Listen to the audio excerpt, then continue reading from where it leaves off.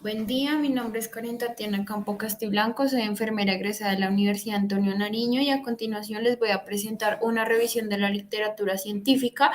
realizada por James Duan Vargas Guzmán, Amy Saray Porrelo Pinzón y Judith Medellín Olaya y mi persona Karen Tatiana Campo Castiblanco.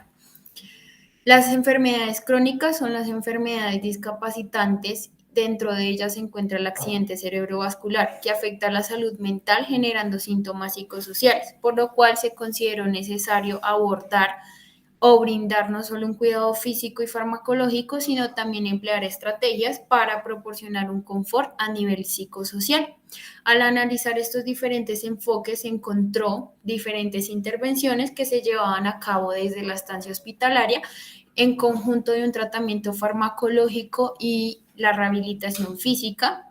de la mano de estrategias para abordar estos síntomas psicosociales y se identificó que esto permitía mejorar los síntomas psicosociales en los pacientes y asimismo mejorar su calidad de vida y mejorar su rehabilitación post-ACV. Estas estrategias se llevaron a cabo por parte del equipo de enfermería y de esta manera se brinda un cuidado más óptimo y más humano hacia estos pacientes.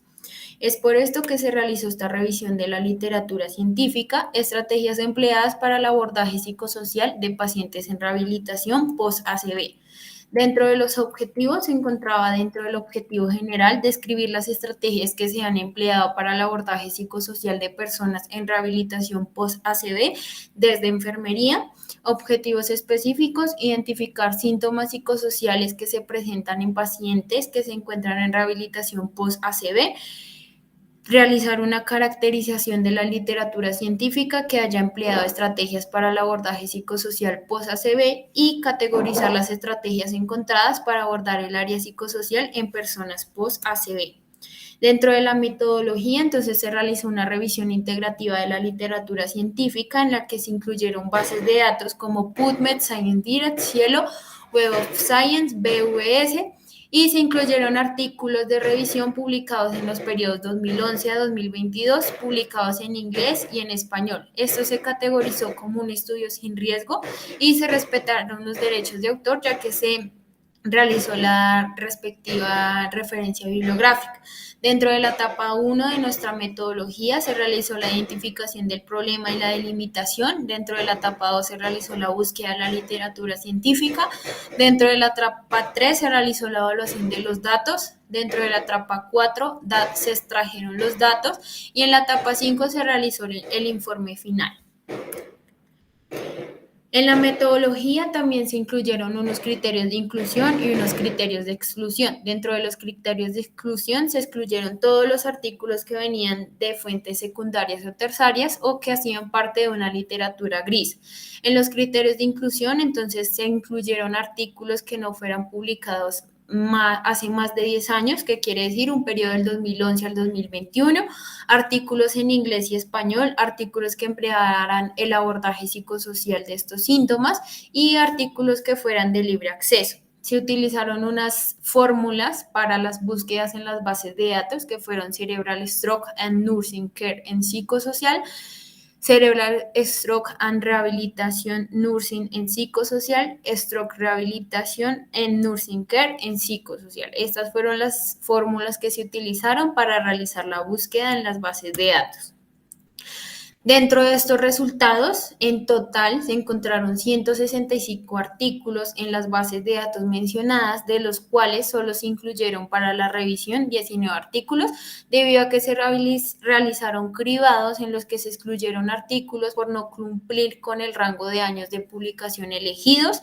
por no cumplir con el tipo de estudio elegido, porque hablaban de factores de riesgo, más no de los síntomas que genera la enfermedad, o porque realizaban intervenciones a cuidadores, más no a los pacientes. De esos 165 artículos, solo se incluyeron 19 para la revisión.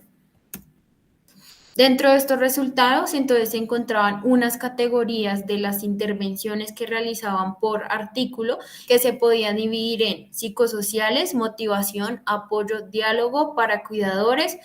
intervenciones alternativas y cuidados paliativos. Dentro de ellos se encontraban estrategias para abordar la depresión, psicoterapia, terapia grupal, consejería, apoyo psicológico, programas para mejorar las habilidades de los cuidadores, arte terapia, musicoterapia, acupuntura o los cuidados paliativos en sí. Dentro de estos artículos se encontraba que los síntomas psicosociales que más se presentan en los pacientes que están pasando por una rehabilitación post-ACV son la ansiedad y la depresión. Seguido de esto, estos síntomas pueden ser estrés, represión emocional, miedo, aislamiento social, pérdida de optimismo, soledad y relaciones sociales alteradas. Morris, en un artículo publicado en el 2017, hablaba o planteaba que presentar estos síntomas psicosociales en pacientes post-ACV puede llegar a desencadenar o aumentar el riesgo de que la persona pueda volver a desarrollar nuevamente un accidente cerebrovascular.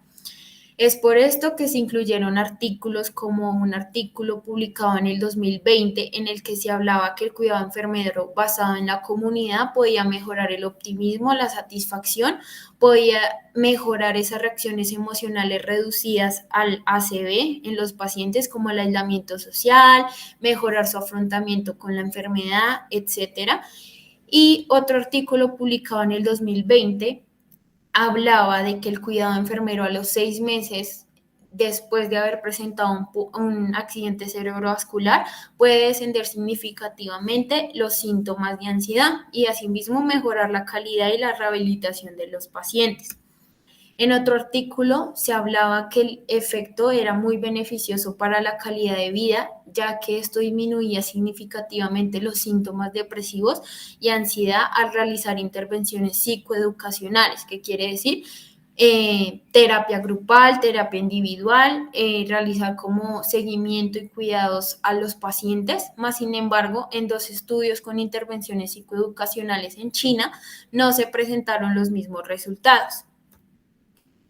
En cuanto a las intervenciones alternativas como la acupuntura, la arteterapia, el arte visual, se planteaba que el arte puede beneficiar el bienestar emocional de las personas que han presentado un accidente cerebrovascular. Dentro de la rehabilitación post-ACV se plantean que las características del cuidado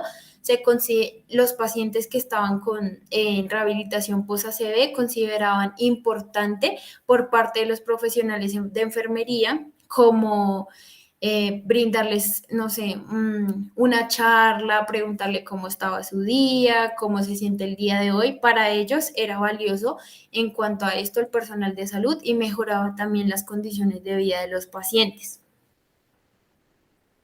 En cuanto a las conclusiones, entonces se encuentra que las intervenciones que más se han desarrollado dentro de los estudios fue la psicoeducación, que incluía alternativas como asesoramiento, grupos de apoyo, terapia grupal, apoyo psicológico, establecido entre la semana 12, 6, 3 y 2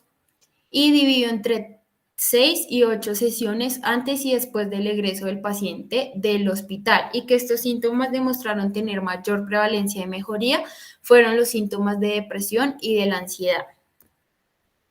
Dentro de otra conclusión se encuentra que el accidente cerebrovascular afecta a los pacientes con síntomas psicosociales, aparte de los síntomas o secuelas físicas que deja esta condición. Entre ellos, los principales fueron depresión, ansiedad, estrés, represión emocional y el miedo hacia el futuro. Estas intervenciones enfermeras basadas en la comunidad mejoraban positivamente los síntomas psicosociales y al traer mayor optimismo y satisfacción reducían el aislamiento social de estos pacientes frente a sus relaciones sociales. Y estas son las referencias bibliográficas.